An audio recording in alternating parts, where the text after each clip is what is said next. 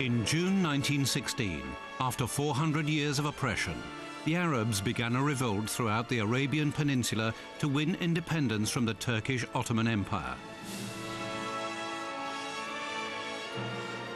The British supported the uprising with arms and money, as well as a 27-year-old military intelligence officer, Captain T.E. Lawrence. Lawrence proved to be an inspirational leader and highly skilled at guerrilla warfare in the desert wastelands of Arabia. He led the Arabs in numerous raids against the Turkish railways in the deserts of the Hejaz region.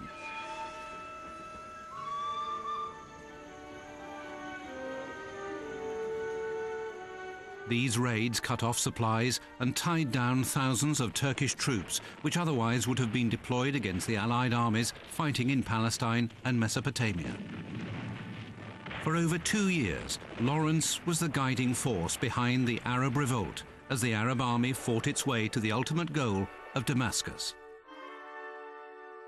Lawrence was one of the greatest wartime raiders of the 20th century.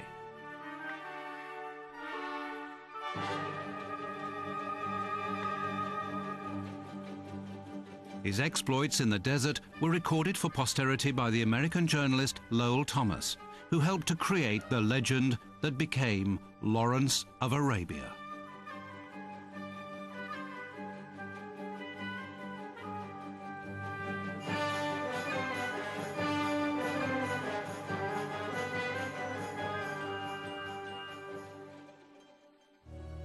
Thomas Edward Lawrence was born on the 16th of August 1888 at the height of the British Empire.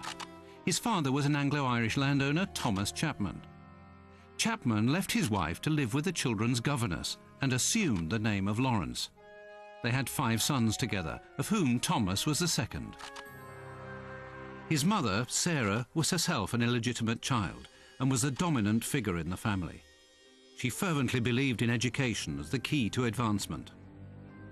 The family moved to Oxford, where all the sons went to the city high school for boys.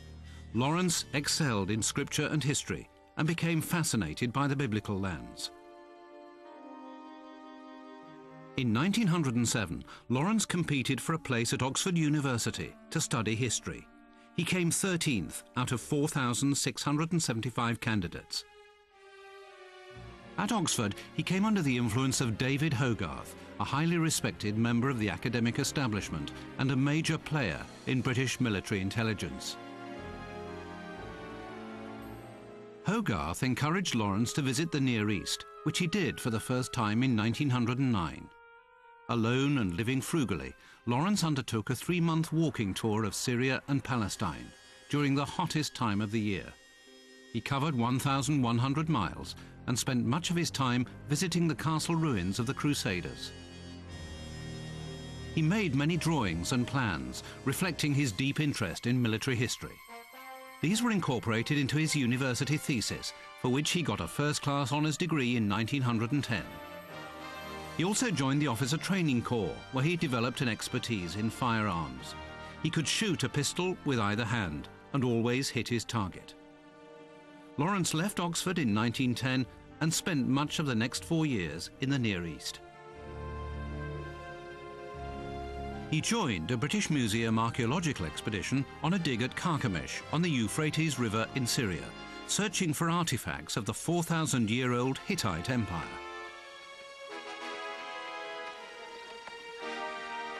Under the guidance of the expedition leader, Leonard Woolley, who was a close friend of Hogarth, Lawrence catalogued the excavated finds, managed the Arab workforce, and acted as official photographer.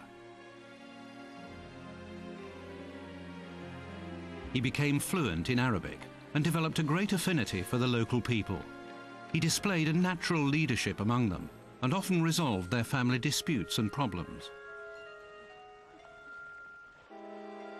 During his time at Carchemish, Lawrence acquired a loathing for the Turks and their oppressive Ottoman Empire. For more than 400 years, the native Arabs had been subjected to a cruel regime of occupation and persecution by the Turkish army.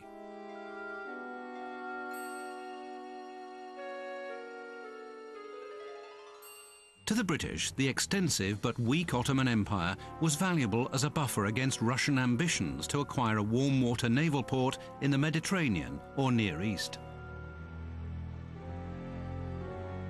But the German Empire of Kaiser Wilhelm II was now re-equipping the Turkish army and building a railway from Berlin to Baghdad. This threatened British interests in the Near East, including the Suez Canal, the vital link to Britain's empire in India and the Far East. Coincidentally, the archaeological dig at Carchemish was close to the railway, and Lawrence took many photographs of it. Though it has not been proven, it is probable that this was at the request of British military intelligence. In January 1914, Lawrence joined the Palestine Exploration Fund as an archaeologist, working on digs in the Turkish-occupied Sinai region bordering the vital Suez Canal. The fund was financed by British military intelligence, and Lord Kitchener, the British Army commander in Cairo, was using it as a cover for making military maps of the Sinai.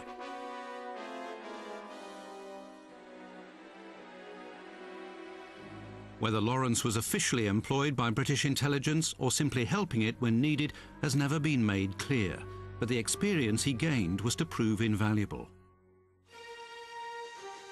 Lawrence also travelled extensively on the Turkish-controlled Hejaz Railway, which carried Muslim pilgrims to the holy cities of Mecca and Medina. The flames of Arab nationalism were beginning to smoulder under the leadership of the Sharif of Mecca, Sheikh Ali ibn Hussein.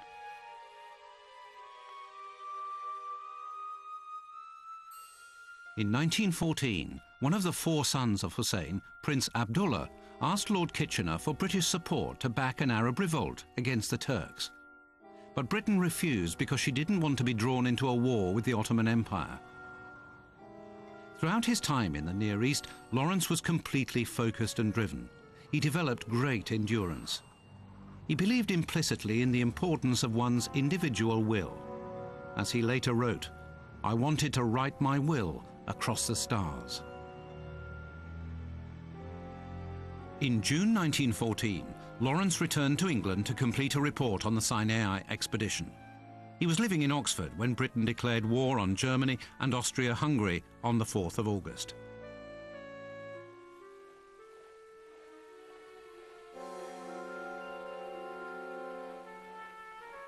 In November, Turkey joined the Central Powers, and Britain was drawn into a war with the Ottoman Empire. Turkish troops posed a direct threat to the Suez Canal in Egypt and British oil wells in Persia.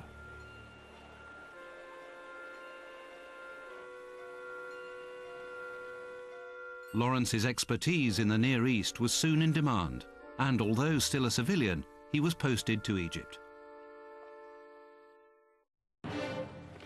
By 1915, the fighting on the Western Front in France and Flanders deteriorated into trench warfare.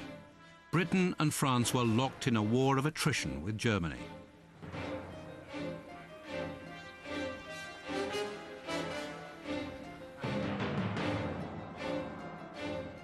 Despite huge losses on the Western Front, the British Army had to reinforce its garrison in Egypt to bolster the defence of the Suez Canal.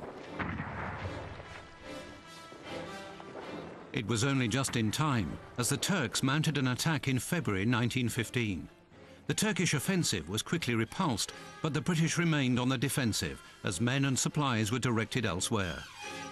The Allied High Command decided to mount a naval and amphibious assault on the Gallipoli Peninsula, with the intention of capturing Constantinople, the capital of the Ottoman Empire.